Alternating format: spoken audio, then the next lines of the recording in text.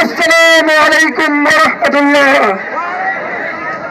আজকে আমরা সকলে এখানে একত্রিত হয়েছি আমাদের দাবি আদায়ের জন্য। আজকে আমরা এখানে একত্রিত হয়েছি আমার ভাইয়ের রক্তের বদলানোর জন্য। আমরা আমাদের দাবি আদায় পর্যন্ত রাজপথ ছেড়ে যাব না।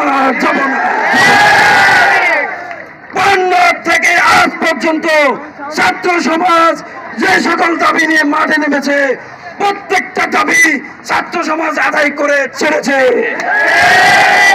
আমরা আজকের এই সমাবেশ থেকে বলতে চাই আমাদের দাবি আদায় করে ছাড়বো ইনশাআল্লাহ।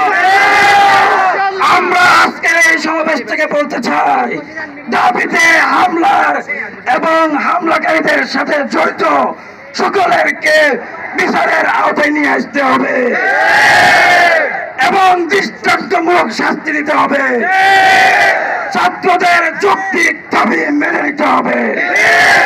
ছাত্রদেরকে কটাক্ষ করার জন্য প্রকাশ্যে ছাত্র সমাজের সাথে ক্ষমা চাইতে হবে। ছাত্রদের যৌক্তিক দাবির সাথে একাত্মতা পোষণ করতে হবে। পুলিশ প্রশাসন জবাবদিহি করতে হবে। কালকে কেন আবার একজন ভাইয়ের বুকের উপরে গুলি চালানো হয়েছে? পৃথিবীর কোথাও এরকম নজির নেই যে কোন ছাত্রের বুকের উপরে গুলি চালায়। আমরা আমাদের প্রশাসনকে বলতে চাই আপনারা ছাত্রদের বুকে গুলি চালানোর মতো সাহস করবেন না।